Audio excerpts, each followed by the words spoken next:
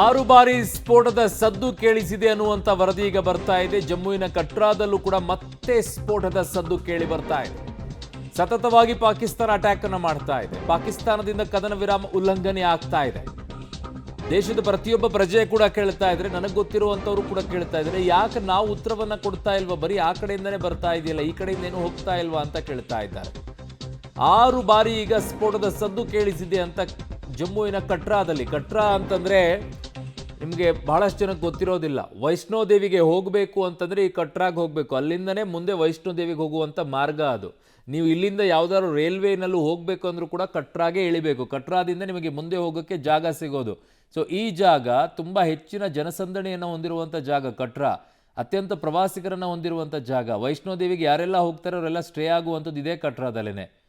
So ಇದಕ್ಕೆ ಟಾರ್ಗೆಟನ್ನು ಮಾಡ್ಕೊಂಡು ಈಗ ದಾಳಿಯನ್ನು ಮಾಡ್ತಾ ಇದೆ. ನಾನು ಹೇಳ್ತಾ ಇದ್ದಿದ್ದು ಇದನ್ನೇ, ದೇವಸ್ಥಾನಗಳು, ಧಾರ್ಮಿಕ ಸ್ಥಳಗಳು, ಆಸ್ಪತ್ರೆಗಳು, ಜನನಿಬಿಡ ಜಾಗಗಳು, ವಾಯುನೆಲೆ, ಇಂತಹ ಜಾಗಗಳನ್ನು ಟಾರ್ಗೆಟ್ ಮಾಡಿಕೊಂಡು ಪಾಕಿಸ್ತಾನ ದಾಳಿಯನ್ನು ನಡೆಸ್ತಾ ಇರುವಂಥದ್ದು ಕ್ಲಿಯರ್ ಕಟ್ಟಾಗಿ ಕಾಣಿಸ್ತಾ ಇದೆ. ಇಲ್ಲಾಂದರೆ ಕಟ್ರಾದಲ್ಲಿ ದಾಳಿ ಮಾಡುವಂಥದ್ದು ಏನಿದೆ, ಅಲ್ಲಿ ಪ್ರವಾಸಿಗರು ಬಂದಿರುವಂಥ ಜಾಗ ಅದು, ಅದನ್ನು ಹೊಡೆದಾಕುವಂಥದ್ದು. ಅಲ್ಲಿ ದೇವಸ್ಥಾನ ಇದೆ, ಅಲ್ಲಿ ಟಾರ್ಗೆಟನ್ನು ಮಾಡುವಂಥದ್ದು. ಕಟ್ರಾದಿಂದ ನಡ್ಕೊಂಡು ಮೇಲ್ಗಡೆ ಹೋಗುವಂಥದ್ದು ಜಾಗ ಅದು. ಕಟ್ರಾನೇ ವೈಷ್ಣೋದೇವಿಗೆ, ಅಲ್ಲಿಗೆ ಟಾರ್ಗೆಟ್ ಮಾಡ್ತಾ ಇರುವಂಥದ್ದು. ನೋಡಿ ಎಂತಹ ಕುತಂತ್ರಿ ಬುದ್ಧಿ ಇದೆ ಅದು ಪಾಕಿಸ್ತಾನಕ್ಕೆ. ಯಾಕೆ ಅಂತಂದರೆ ಅದು ಹೇಳ್ಕೊಳ್ತಾ ಇರೋದು ನಮ್ಮ ಮಸೀದಿ ಮೇಲೆ ದಾಳಿ ಮಾಡಿದ್ದಾರೆ ಅಂತೇಳಿ. ಭಾರತ ಹೇಳಿದೆ ನಾವು ಮಸೀದಿ ಮೇಲೆ ದಾಳಿ ಮಾಡಿಲ್ಲ, ನಾವು ಉಗ್ರರ ಇರುವಂಥ ಜಾಗಗಳ ಮೇಲೆ ದಾಳಿ ಮಾಡಿದ್ದೀವಿ ಅಂತ. ನನ್ನ ಸಹೋದ್ಯೋಗಿ ರಾಘು ಇದ್ದಾರೆ. ರಾಘು, ಈಗ ಸದ್ಯಕ್ಕೆ ಬರ್ತಾ ಇರುವಂಥ ಅಪ್ಡೇಟ್ಸ್ಗಳನ್ನು ನೋಡೋದಾದರೆ ಇವತ್ತು ಇಡೀ ದಿನ ಪಾಕಿಸ್ತಾನ ಈ ದಾಳಿಯನ್ನು ಮುಂದುವರಿಸುವಂಥದ್ದಿದೆ. ಆದರೆ ಪಾಕಿಸ್ತಾನದ ಪ್ರಧಾನಿಗಳು ಸುದ್ದಿಗೋಷ್ಠಿಯನ್ನು ಮಾಡ್ತಾರೆ ಅಂತ ಇತ್ತಲ್ಲ, ಅದೇನಿಲ್ವಾ ಈಗ ಸದ್ಯಕ್ಕೆ? ಎಲ್ಲವೂ ಕೂಡ ರದ್ದಾಗಿದೆಯಾ ಅಥವಾ ಸೇನೆಯ ಸುದ್ದಿಗೋಷ್ಠಿಯನ್ನು ಮಾಡೋಕ್ಕೆ ಬಿಡ್ತಾ ಇಲ್ವಾ ಏನು ಅಂತ? ಅರುಣ್, 11:35ಕ್ಕೆ ಅವರ ಪ್ರೆಸ್ ಮೀಟ್ ಇದೆ ಎನ್ನುವಂತಹ ಮಾಹಿತಿಗಳಿತ್ತು. ಬಟ್ ಆದರೆ ಇಲ್ಲಿ ತನಕ ಅದಕ್ಕೆ ಸಂಬಂಧಪಟ್ಟಂತೆ ಯಾವುದೇ ಕ್ಲಿಯರ್ ವಿಚಾರಗಳು ಅಥವಾ ಅದಕ್ಕೆ ಸಂಬಂಧಪಟ್ಟಂತೆ ಯಾವುದೇ ವಿಚಾರಗಳು ಕೂಡ ಇನ್ನೂ ಸ್ಪಷ್ಟವಾಗಿ ಗೊತ್ತಾಗ್ತಾ ಇಲ್ಲ.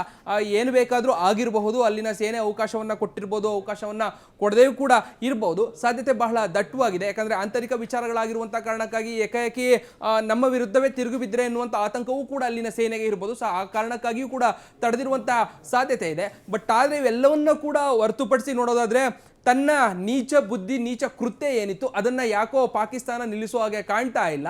ಯಾಕಂದರೆ ಅಲ್ಲಲ್ಲಿ ರಾತ್ರಿ ವೇಳೆಯಲ್ಲಿ ಮಾಡುವಂತಹ ದಾಳಿ ಏನಿತ್ತು, ಕೆಲ ಗಂಟೆಗಳ ಹಿಂದಷ್ಟೇ ಒಂದಷ್ಟು ಡ್ರೋನ್ಗಳು ಬಂದು ಮತ್ತೆ ವಾಪಸ್ ಅದು ಭಾರತದ ಸೈನಿಕರು ಅವೆಲ್ಲವನ್ನ ಕೂಡ ತಡೆಯುವಂಥ ಕೆಲಸವನ್ನು ಮಾಡಿದ್ರು. ಅವೆಲ್ಲವೂ ಕೂಡ ತಡಿತಾ ಇದ್ದಾಗ ಅವೆಲ್ಲವೂ ಕೂಡ ವಾಪಸ್ ಹೋದ್ರು ಅನ್ನುವಂಥ ಒಂದಷ್ಟು ಮಾಹಿತಿಗಳು ಸಿಕ್ಕಿತ್ತು. ಬಟ್ ಆದರೆ ಈಗ ಮತ್ತೆ ಅಲ್ಲಲ್ಲಿ ಆ ದಾಳಿಗಳು ಆಗ್ತಾ ಇದೆ ಎನ್ನುವಂಥ ಮಾಹಿತಿಗಳು ಸಿಗ್ತಾ ಇದೆ. ಬಹಳ ಕ್ಲಿಯರ್ ಆಗಿದೆ.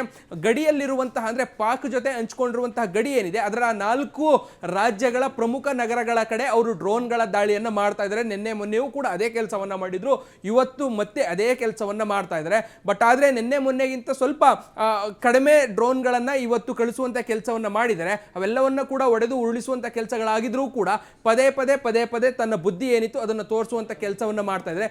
ಇದು ಎಲ್ಲೋ ಒಂದ್ ಕಡೆ ವಾಪಸ್ ಸಮಾಧಾನವಾಗಿ ಇದ್ದಂಥವರನ್ನ ಮತ್ತೆ ಕೆರಳಿಸುವಂತಹ ಕೆಲಸ ಆಗ್ತಾ ಇದೆ. ಸೊ ಈ ನಿಟ್ಟಿನಲ್ಲೂ ಕೂಡ ಒಂದು ಪ್ರತ್ಯುತ್ತರವನ್ನ ಪಾಕಿಸ್ತಾನ ಭಾರತದಿಂದ ಎಕ್ಸ್ಪೆಕ್ಟ್ ಮಾಡ್ತಾ ಇದೆ. ಅದು ಗ್ಯಾರಂಟಿಯಾಗಿ ಸಿಗುತ್ತೆ. ಸೊ ಅದು ಹೋಗೋ ತನಕ ಏನು ಪಾಕಿಸ್ತಾನದ ನಿಲುವೇನಿದೆ, ಈ ಕೆರೆದು ಗಾಯ ಮಾಡುವಂಥ ಕೆಲಸ ಏನಿದೆ ಇದನ್ನು ಸಾಮಾನ್ಯವಾಗಂತೂ ಮುಂದುವರಿಸುವಂಥ ಸಾಧ್ಯತೆ ಬಹಳ ದಟ್ಟವಾಗಿದೆ. ಇವತ್ತು ರಾತ್ರಿ ಪೂರ್ತಿ ಪಾಕಿಸ್ತಾನದ ಈ ಆಟೋಟೋಪಗಳು ಮುಂದುವರೆದ್ರೂ ಕೂಡ ಬಹಳ ಆಶ್ಚರ್ಯವನ್ನ ಪಡಬೇಕಿಲ್ಲ ಅರುಣ್.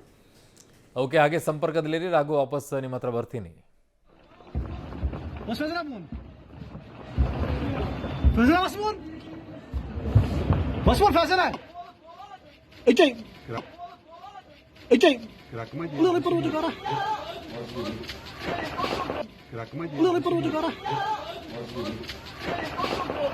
Fire.